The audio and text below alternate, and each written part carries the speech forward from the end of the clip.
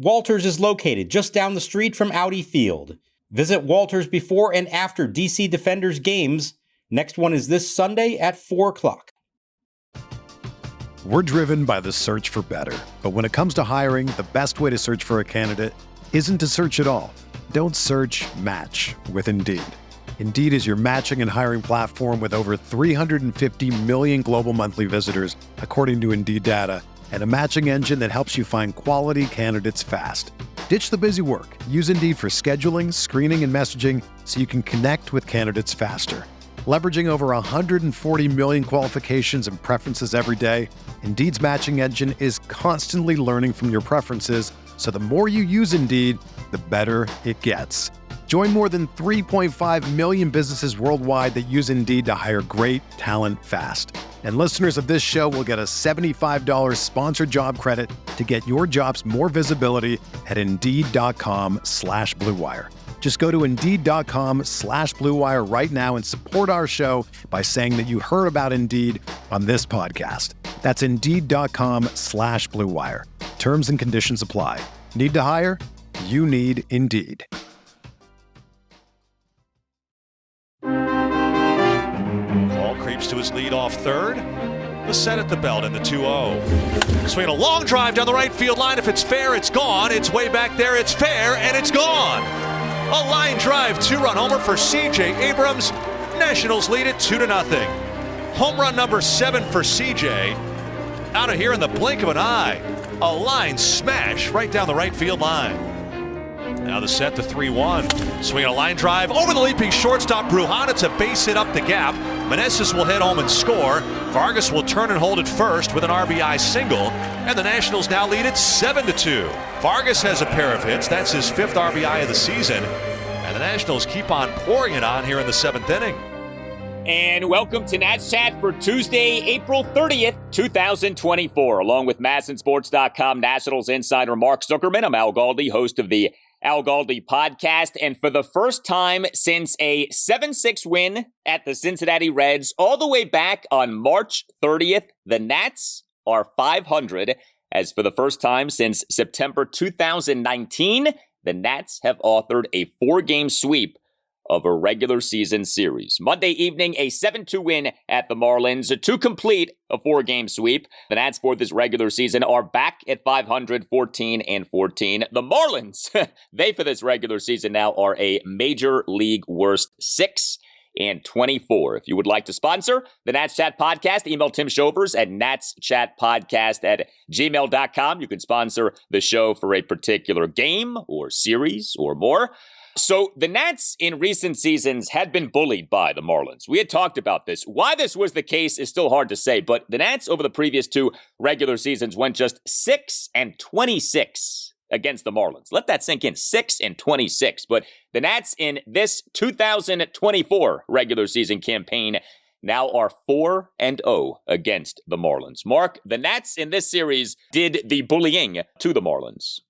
And it's nice to see for a change, isn't it, Al, for them to clearly be the superior team and to feel like, most of those games were actually competitive at some point along the way. They may have ended up a little lopsided, but most of them were competitive along the way. And I'll be honest, every single one of them, even the, 7-0, once they started to come back from that one, you just felt like they're going to find a way to win this. Like they are the better team and they are the aggressive team that's forcing the issue. What I loved about this series, the way they just went after them, running the bases, putting the bat on the ball, making all the plays in the field, and taking full advantage of a Marlins team that, I'll be honest, 1 month in, they look defeated.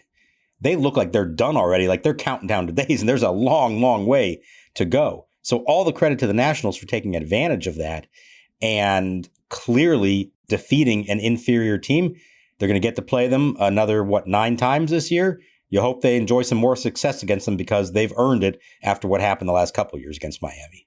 There are a lot of ways to judge a rebuild, right? And certainly how a rebuilding team does against good teams matters and is telling. But I also think how a rebuilding team does against really bad teams can be telling. Do you take care of business? Do you push the bad team around? And the Nats did that in this series. This was really a convincing 4-game sweep that was put together here by the Nats. So The Nats on Monday evening, 7 runs on 7 hits and 4 walks. The 7 hits were made up of a home run, 3 doubles, and 3 singles. The Nats also worked 4 walks and went 4 for 5 on stolen bases. There is no overstating the significance of the running game for the Nats right now. It really is something. The Nats in this game scored 2 runs in the top of the 3rd, a run in the top of the 5th, and 4 runs in the top of the 7th. CJ Abrams. He on Monday evening is your national starting shortstop and number 1 batter, 1 for 3 with a 2-run homer and 2 walks. And he had a stolen base. Abrams in the Nats 2-run third, a 2-out, 2-run homer to right field for a 2-0 Nats lead. The home run, his team leading 7th home run this regular season. The 2 walks, the Nats 1-run 5th, a 2-out walk, and to steal a second base. And Abrams in the Nats 4-run 7th drew a 1-out walk. But you on X posted a very interesting and at this point telling nugget regarding Abrams and him having 7 home runs by now. So the players in Nationals history with 7 homers by the end of April is a very short list. Ryan Zimmerman hit 11 of them in 2017. That was his big bounce back year, like career-saving year. He went to the All-Star game again. So he did it that year. And then Bryce Harper actually did it 4 times, 8 or more in each of them. And then it's CJ Abrams with 7. Nobody else in team history has hit 7 home runs by the end of April. And think about some of the other names that we're talking about who have played for this team. Alfonso Soriano, not during the year that he hit 46. Juan Soto never did it. Trey Turner, take your pick. So there's a lot of accolades to go CJ Abrams' way. Let's acknowledge that home runs are a big part of his game right now. There's a long way to go, and to suggest that he's going to keep up that pace forever, maybe a little bit premature, but he's on pace to hit more than 40 homers this year. And that's a remarkable thing when you consider physically what he looks like and the kind of player that you thought he was coming into this. I knew he could hit some home runs. I thought maybe he's a 20, 25 homer guy. Maybe in a great year, he gets up to 30. Well, he's setting the stage right now for even more than that and truly playing like a superstar shortstop that deserves all the attention he can get from around the baseball world right now. He's playing like an all-star. He's playing like a Silver Slugger recipient. And he has done this, I feel like, in a very steady Eddie type way this season. It's not like he got super hot and then cooled off and then got hot again. He has just been this consistent presence. It feels like in every game he does something. He never goes too long without doing something. And it's been a very representative season that he's had. I mean, his OPS for the regular season is 1,011. And that, I feel like, has been spread out over the 25 games in which he has played. It's not a situation where he has fattened up on his OPS thanks to like a few good games, a few good weeks. Right. Think about Nick Senzel has done so much just in the last week to salvage his numbers. And, even going back in the day, Kyle Schwarber, so much of it was over one crazy stretch. You're right. This has been consistent. And also the fact that he's doing it in so many different ways. He's hit home runs throughout the month, but he's singled, he's doubled, he's stealing bases, he's playing really good defense. He's kind of doing it all throughout. There has, maybe been 1 or 2 games I can think of where you said, boy, CJ just didn't have a good game tonight. For the most part, he's doing something to contribute to this team. And we said it before, but as he goes, so goes the team. I don't think it's wrong to think in those terms. When he's at the top of the order and causing damage, whether it's driving himself in or whether it's getting on base and wreaking havoc on the bases, he's doing it all. And how about scoring on the wild pitch in this game? Abrams leads from third, Winker from second. The 1-2 pitch. In the dirt, blocked. Here comes Abrams for the plate. Fortes cannot get him. CJ scores. This is a ball that barely got away from the catcher. And he scored because he didn't hesitate for a second. He got a great jump on it, a great read of it, and scored. All that kind of stuff is what he's doing. It's not just one aspect of the game. He's doing it all right now. And it is a lot of fun to watch. A long way to go, but he would be in a very small class of players in Nationals history who have the complete game that he does. Bryce Harper hit tons of home runs, and when he was young, stole bases and all that. Juan Soto could hit like crazy, but we know defensively and base running wasn't really his thing. Trey Turner could do a lot of different things as well. CJ Abrams, when it's all said and done, could be right up there with anybody in terms of complete package as a player in so many different ways that he can help you win. He is a 5-tool player. And, it's funny you mentioned Juan Soto. Here's the truth. Abrams on his own could make the Nats the winner of the Juan Soto trade. To say nothing of James Wood and Mackenzie Gore and Robert Hassel III and Harleen Susana. Abrams alone could make the Nats the winner of that trade. I still think you have to be careful with declaring a true winner in that trade. But I think what you say is right now, if you're a Nats fan, you don't undo that trade. Like right now, you're just fine with that trade having happened. And it says something. I mean, it's not like Soto has been some wretched player since the Nats traded him. Now, he's been on multiple teams, but he has been a productive player, a very productive player. But if Abrams is what we think he just may be, he's younger than Soto. If Abrams is blossoming into a superstar, he by himself could end up making this trade a victory for the Nats, to say nothing of all the other players who the Nats got in that trade. That is a wild statement there by you, Al Galdi. I'm not saying you're going to be proven wrong. I'll just say I think everyone will feel a lot better if CJ Abrams becomes a superstar and Mackenzie Gore, James Wood, Robert Hassel, Harleen Susana, at least a couple of those guys also become good players.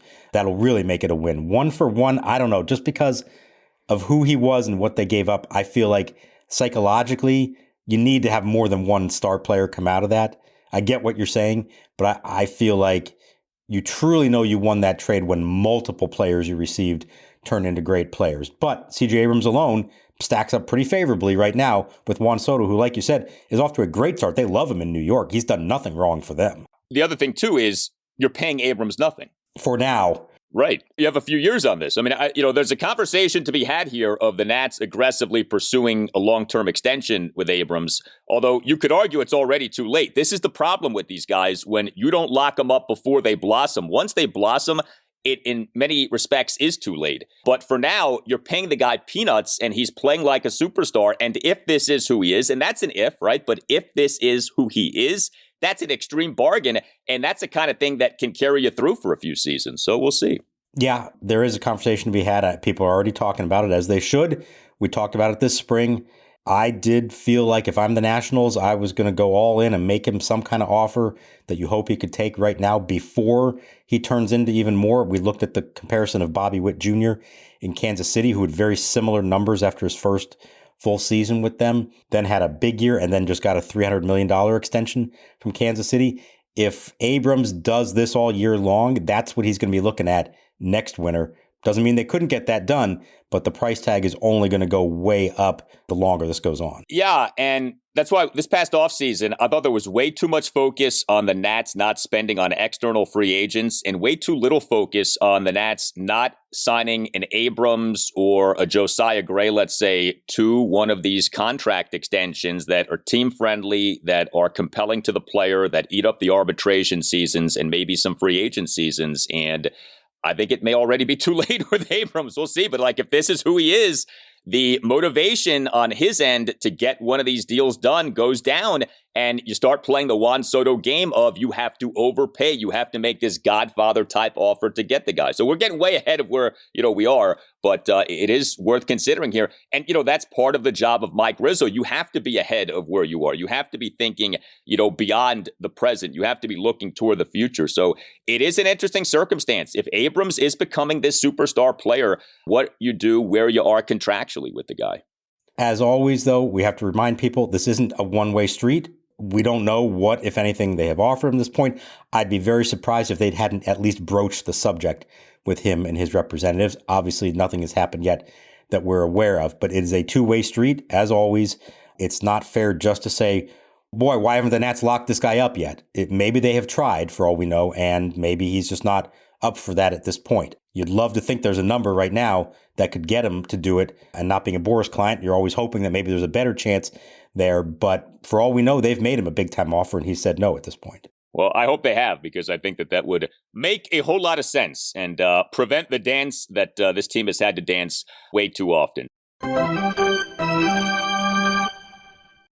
Hey guys, Al Galdi for Window Nation. Are you frustrated by higher and higher heating and cooling bills? Have you finally had enough of the frigid drafts or moisture coming through your windows. We'll take a listen to the great offer being extended by Window Nation to listeners of the Nats Chat podcast. If your windows are cracked or leaking and or won't open or stay open, now is the time to call Window Nation, which is offering the following deal to listeners of the Nats Chat podcast: 2 free windows for every 2 windows that you buy, plus 0 down, 0 interest, and 0 payments for 24 months. Call 866-90NATION or visit windownation.com and make sure that you tell Window Nation that you want the deal that you heard about from Al Galdi on the Nats Chat podcast. Upgrade the look, feel, and value of your home with great new Window Nation windows. Window Nation is the best, and take advantage of the offer. 2 free windows for every 2 windows that you buy, plus 0 down, 0 interest, and 0 payments for 24 months. 866-90NATION or windownation.com. That's 866-90NATION or windownation.com. And make sure that you tell Window Nation that you want the deal that you heard about from Al Galdi on the Nats Chat podcast. The best way to learn a language? Immersion. Living where the language is spoken and using it every day. But if that's not in the cards this year, you could still learn a language the second best way, and that's with Babbel. Babbel's quick 10-minute lessons are handcrafted by over 200 language experts to help you start speaking a new language in as little as 3 weeks. Here's a special deal for our listeners. Right now, get up to 60% off your Babbel subscription, but only for our listeners for a limited time at babbel.com/natschat. Get up to 60% off at babbel.com/natschat. That's spelled BABBEL.com/natschat. Rules and restrictions may apply. We're driven by the search for better. But when it comes to hiring, the best way to search for a candidate isn't to search at all. Don't search, match with Indeed. Indeed is your matching and hiring platform with over 350 million global monthly visitors, according to Indeed data, and a matching engine that helps you find quality candidates fast. Ditch the busy work. Use Indeed for scheduling, screening, and messaging so you can connect with candidates faster. Leveraging over 140 million qualifications and preferences every day, Indeed's matching engine is constantly learning from your preferences, so the more you use Indeed, the better it gets. Join more than 3.5 million businesses worldwide that use Indeed to hire great talent fast. And listeners of this show will get a $75 sponsored job credit to get your jobs more visibility at Indeed.com/Blue Wire. Just go to Indeed.com/Blue Wire right now and support our show by saying that you heard about Indeed on this podcast. That's Indeed.com/Blue Wire. Terms and conditions apply. Need to hire? You need Indeed.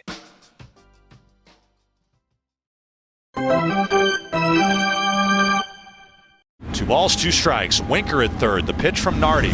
Swinging a drive. Well hit left center field. Way back it goes for Meneses, and it is off the wall on a bounce. Winker will score. Meneses into second as it actually bounced over the wall. So it's a double. And the Nationals lead 6-2. The Nats had 3 doubles on Monday evening. They came from Nick Senzel, Joey Meneses, and Alex Call. Nick Senzel as the Nats starting designated hitter and number 2 batter, 1 for 3 with a double, an intentional walk, and a hit by pitch. Senzel in the top of the third, a 2-out full count double off the top of the left center field wall, despite having been down to the count at 1.12. Joey Meneses, he is the Nats starting first baseman and number 4 batter, 1 for 4 with an RBI ground rule double. Meneses in the Nats 4-run 7th, a 2-out RBI ground rule double off the left center field warning track for a 6-2 Nats lead, despite having been down at 1.02. And Alex Call, he is the Nats starting right fielder and number 8 batter, 1 for 4 with a double. Call in the Nats 2-run third, a 1-out opposite field hustle double to right center field. So Alex Call for a second consecutive game, impactful to at least some extent. And this rise of Nick Senzel continues off the 2-homer game on Sunday. Marlins are bad, so you saw some guys in this series who aren't necessarily household names inflict some damage. But Senzel now, all of a sudden, you look up, he has a slugging percentage for the regular season of .641, and he's become this offensive force for the Nats in just a few days. I thought he got that one again in this game. Most parks, it probably would have been out. Marlins Park, as we know, is a terrible hitter's park to get it out, especially to the gaps like that. Boy, what a revelation he has been here in the last week. Now, I mean, it's too soon to declare anything with him. We just haven't seen enough of him. But there's a pedigree there. There's a reason he was drafted number 2 in the country several years back by the Reds. He just has never been able to put it all together, both because of his performance and because of injuries. I don't think all of a sudden he's part of this team's long-term vision. You wouldn't expect that to be the case, but it doesn't mean he can't play his way into the conversation. And good for him for taking advantage of the situation here after missing some time and even missing a couple games when he was sick earlier in the week to just tear the cover off the ball. And good for him for doing that. This is a team that needs more power. I don't know that we expected Nick Senzel would be supplying that power, but right now they are happily taking it. There's also this from this game on Monday evening and this series. So Jacob Young was a terror for the Marlins in this series. He terrorized Miami in this series. Young on Monday evening as the Nats starting center fielder and number 9 batter, 1 for 4 with a single. He went 2 for 2 on stolen bases. Young in the Nats 1-run fifth, a 2-out opposite field single to right center field, a steal of second base and a steal of third base. Young in this game scored 2 runs. He in the series totaled 9 runs and 6 stolen bases. And this account on X that puts out all kinds of stats, OptaStats, put out the following. Jacob Young is the first player to have at least 9 runs and at least 6 stolen bases in a single regular season series since the immortal Bob Bescher of the Cincinnati Reds in June 1911. It had been nearly 113 years since someone did what Jacob Young just did at the Miami Marlins. Go figure. Are we sure it was the Cincinnati Reds and not the Red Legs or the Red Stockings or whatever they used to be called back in the day? I mean, that's a long time ago.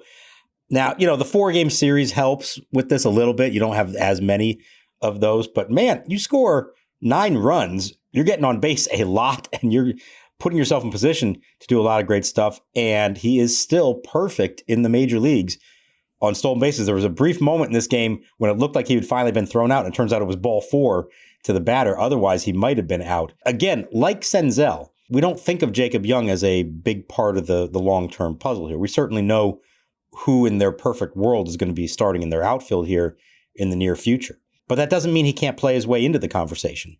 And what he's doing right now with this opportunity, I think, is absolutely saying to club officials, hey, don't forget about me. I've got a particular skill set here that not a lot of guys have, and that can cause a lot of havoc and damage. I mean, think about the way this team, the identity this team is starting to develop. CJ Abrams is first on that list, but Jacob Young is close by in his ability to play great defense, run the bases really well, and just make things happen with his speed and athleticism. If you don't hit home runs, and we know they're not really built to do that, then you have to find another way to do it. And they have built this identity here over the first month of the season. And I think Jacob Young's a big part of that. There have been fast Nationals players before. We know that, right?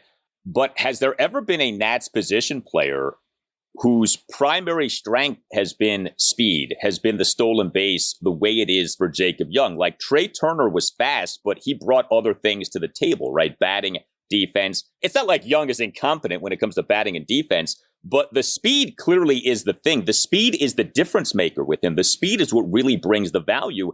And that's such a unique player in modern MLB. Maybe that's going to change now, with the way that the stolen bases change with the bigger bags and the new pickoff rules. But it really is a unique circumstance, I feel like, with Jacob Young. The Nats haven't had many players like this, players for whom the speed really leads the way more than anything. Right. There have been guys that they hoped could do that sort of thing. Think of all the leadoff hitting center fielders over the years they've trotted out there. Oh, this guy's got great athleticism and, he's going to be a difference maker. And none of them could actually do it on any kind of consistent basis. So I think what stands out about Young is it's not just that he's fast, but he's good at maximizing that skill. And, Trey Turner, he got on base. Yeah, you're worried about him running, or he could beat out an infield single, all that kind of stuff. But I don't think he really went to the plate thinking I'm going to use my legs to get on base. How often did he try to lay down a bunt and beat it out? Every once in a while, but I don't feel like it was that often that he did it. Whereas Jacob Young, I think, goes up there and says, if I just put the bat on the ball, and that can be a bunt, it can be a ground ball, whatever it is, I can get on base and then I can do more once I get on. And so I think it's a mindset more than anything. He's got the skill, obviously, but he's also got a mindset that says, I'm going to use this tool that I have to the best of my ability to make a difference. And you're right, there aren't many guys who've both had the skill, but also the ability to then put it into practice and actually use it to their advantage the way that he does. And the thing is, when you're a really good hitter, a really highly touted hitter, you almost aren't using your speed like you could because the focus is on the batting. You're not going to lay down bunts. You're trying to hit for power, etc. With Young, you're a 7th round pick. You know the layout organizationally in terms of all these outfielders in the minors who are on the rise. And so you're just kind of here to do what you can do. And so why the heck not try to maximize your speed in every way possible? And it's been a lot of fun to watch him here these last few weeks. Well, Jake Irvin was the Nats starting pitcher for this 7-2 win at the Marlins on Monday evening. He allowed 2 runs in 6 innings, so a good outing for Jake Irvin. He gave up just 4 hits, which were a home run, a double, and 2 singles. He issued no walks. He did record just 3 strikeouts, but he threw a lot of strikes, 84 pitches, 59 strikes versus just 25 balls. So the 2 runs that Irvin allowed came on a 2-out, 2-run homer by Jazz Chisholm Jr. to center field in the bottom of the 6th to cut the Nats lead to 3-2. The homer went 414 feet per Statcast. But Irvin was coming off a bad outing. That 11-2 Nats loss to the Los Angeles Dodgers at Nationals Park last Wednesday evening. Irvin in that game, 6 runs in 4 2/3 innings. He in that game gave up 12 hits, which were comprised of 5 doubles and 7 singles. He got hit hard in that game, but Irvin on Monday evening was back to being good. And you look at what he's done in this regular season now, 6 starts, ERA of 4.28, whip of 1.19. The ERA and whip are skewed a bit by the blow-up start against the Dodgers, but really save for that game, he has been a good pitcher, and he on Monday evening was back to being a good pitcher. Well, I'm counting 3 of his, 6 starts that have been excellent. Not just good, but excellent. And that's the game in Oakland was outstanding. The game at Dodger Stadium was outstanding. And I'm putting this one in that category as well. The 2 runs, he had the shutout going and gave up the 2-run homer and probably could have come back for another inning.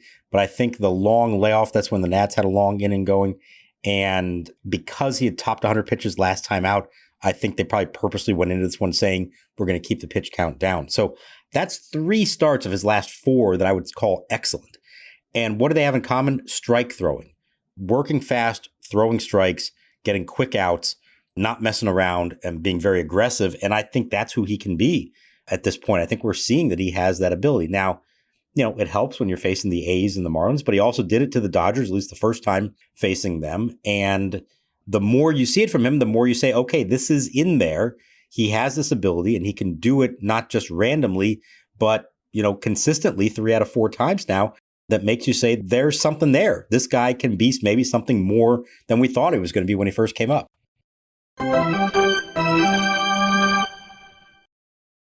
Tim Shover's here to tell you about Game Time. This Saturday night, Mark Maron is performing at the Warner Theater. There are tickets on Game Time as low as $21. I've seen Maron before. He's well worth $21. Game Time is the only ticketing app that gives you the complete peace of mind with your purchase. See the view from your seat before you buy, so you know exactly what to expect when you arrive.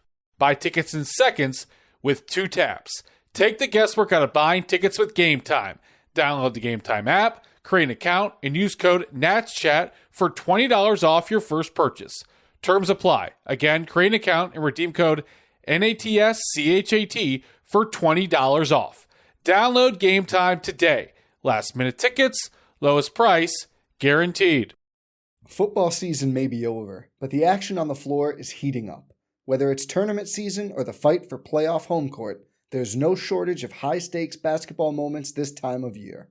Get in on the excitement with Prize Picks, America's #1 fantasy sports app, where you can turn your hoops knowledge into serious cash. You can now win up to 100 times your money on Prize Picks with as little as 4 correct picks. You can turn $10 into $1,000 with NBA, NHL, and college basketball entries today on Prize Picks.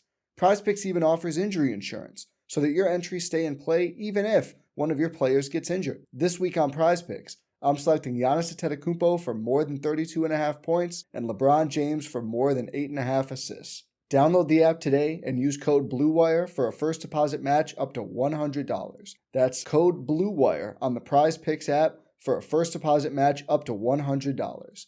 Pick more, pick less. It's that easy with Prize Picks. Now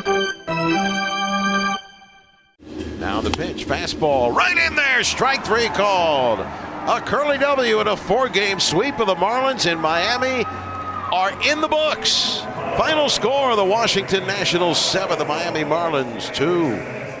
The Nats bullpen in this game was perfect. 2 Nats relievers combined for 3 perfect innings. Dylan Floro, 2 perfect innings, but not just that, 2 perfect innings on a mere 16 pitches. This is what the Nats need more of. Effective outings from relievers, economically effective outings from relievers. Floro tossed a perfect bottom of the 7th on just 6 pitches, and he tossed a perfect bottom of the 8th on just 10 pitches. I wonder if Davey Martinez was at all tempted to have Floro pitch the 9th, but Matt Barnes pitched the 9th, and he tossed a perfect bottom of the 9th. But it was a pleasure to watch Floro and Barnes do as they did in this game. Yeah, because they left nothing to chance. You knew this one was in the bag at that point. Dylan Floro's now got an 0.64 ERA, and I do wonder, we've seen Jordan Weems struggle at times. We've seen Derek Law struggle at times, although he was really good the other day, also in multiple innings. I wonder if Floro is going to work his way up into like a 7th inning role here. I think that's what they signed him for initially. This is a guy who has pitched late in games throughout most of his career and been pretty effective at it. And he doesn't have the stuff that some of those other guys do, but you can't deny that he's been very effective. And if you can be efficient like that as well and potentially give multiple innings, I'll be real interested to see if there comes a point here when they have a 1-run lead, a 2-run lead, and instead of Derek Law or Jordan Weems, we actually see Dylan Floro in that spot, setting up Hunter Harvey and Kyle Finnegan. So I wondered if Floro would pitch the 9th. I also wondered if Floro didn't pitch the 9th, if Davey would go to the mop-up man, Tanner Rainey, for that 9th inning. And Davey did not do that.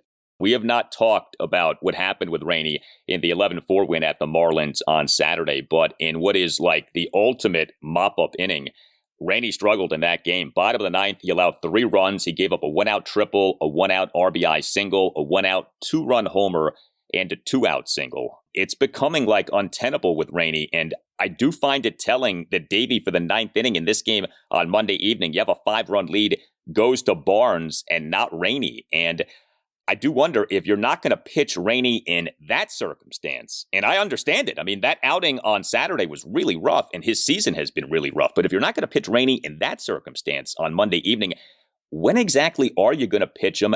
In what circumstance do you have confidence in him right now?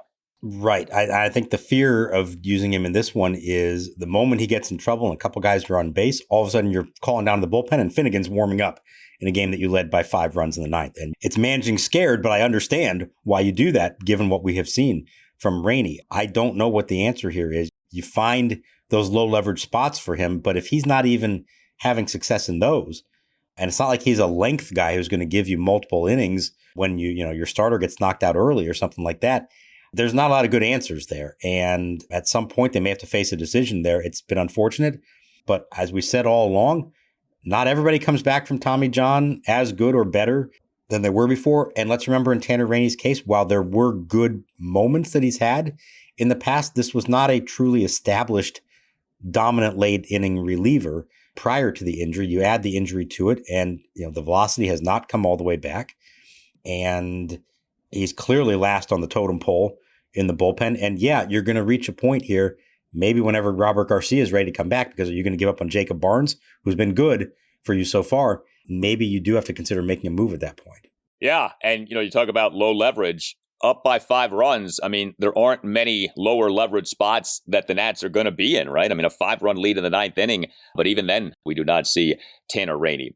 So next up for the Nats is a 3-game series at the reigning, defending World Series champion Texas Rangers. Game 1 Tuesday night at 8:05. Mackenzie Gore will be the Nats starting pitcher. Game 2 Wednesday night at 8:05. Trevor Williams will be the Nats starting pitcher, and Game 3 Thursday afternoon at 2:35. Mitchell Parker will be the Nats starting pitcher. So the Nats are going from a series against the lowly Marlins to a series at the reigning defending World Series champion Rangers. Rangers have been so far this regular season. Nothing special, but obviously this is a talented team. I would think the environment in Arlington will be a bit different than the environment in Miami for these last 4 games. And we'll see. I mean, that was a rough series that the Nats had against the Dodgers at Nationals Park last week. This was a very good series that the Nats just had at the Marlins, and we'll continue to find out more about these 2024 Nats with what they do at the Rangers. And we get Mackenzie Gore facing another good lineup, and I want to see how he handles that. We know that in that last start against L.A., he was the hard luck loss, and he battled through that, but he only gave up the 1 run, which I thought was very significant against that lineup on a night when he wasn't at his best. You'd love for him to be at his best and really put together something special, but even if not, can he limit the damage and give them a chance to win? I think it's a big test for him, and I'm interested to see in person how that goes on Tuesday night. And if they can win this game, or if they can take 2 out of 3 in the series, Al, they're going to come home with a winning record. And I mean, stop and ponder that for a moment here. We're coming into the last day of April. If they can win the opener, they will have a winning record for the first time since July 1st, 2021. They would also have, I can't believe I'm even saying this, but it's true. They would have their first winning April under Davey Martinez. Okay, the last winning April this team had, Dusty Baker was the manager in 2017. Now, whether they win or lose the opener, I think it's still been a very successful month. There's a lot of reasons to be encouraged.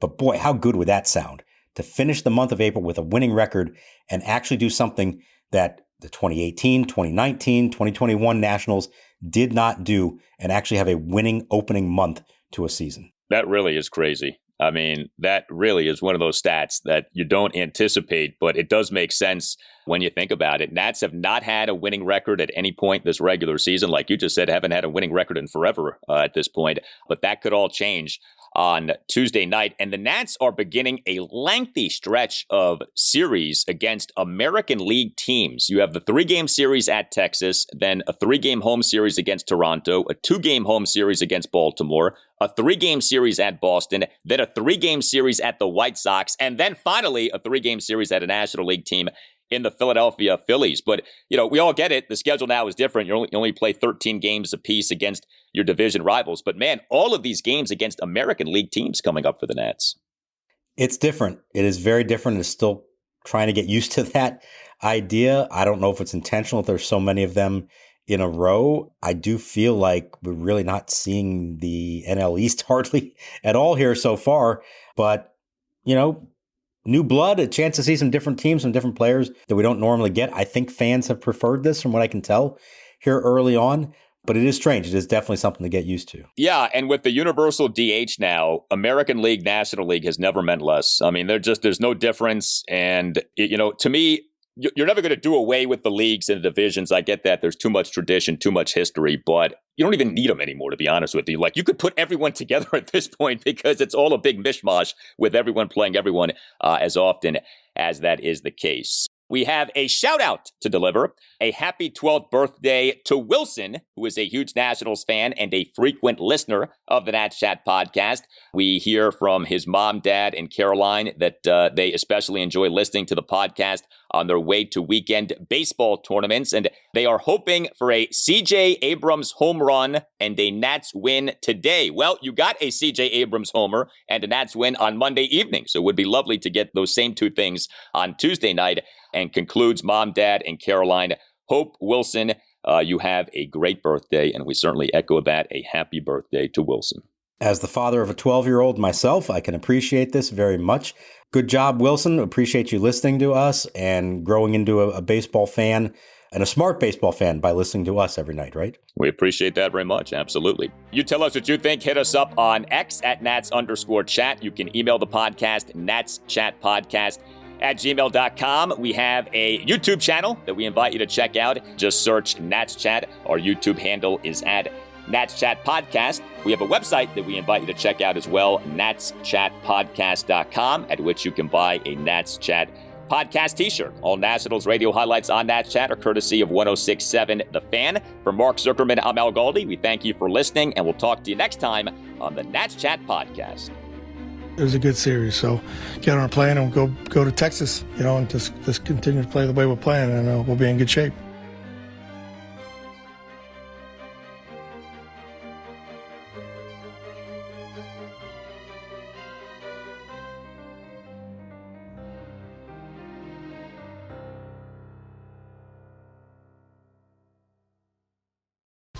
Whether you're a world-class athlete or a podcaster like me, we all understand the importance of mental and physical well-being and proper recovery for top-notch performance. That's why I'm excited that Unified Healing is sponsoring this podcast. Unified Healing is a new and super innovative global network of wellness centers powered by Energy Enhancement System, or EE System. If you haven't heard of the EE System, you'll want to listen up. This technology promotes wellness, deep relaxation, purification, and rejuvenation. At hundreds of locations across the globe, access to a center is easy and affordable. Interested in experiencing the EE System technology for yourself? Go to unifiedhealing.com/bluewire to learn more and find a center near you. That's unifydhealing.com/bluewire. No material or testimonials on the Unified Healing website are intended to be viewed as medical advice or a substitute for professional medical advice, diagnosis, or treatment. Always seek the advice of your physician or other qualified healthcare provider with any questions you may have regarding a medical condition or treatment and before undertaking a new healthcare regimen, including EE System.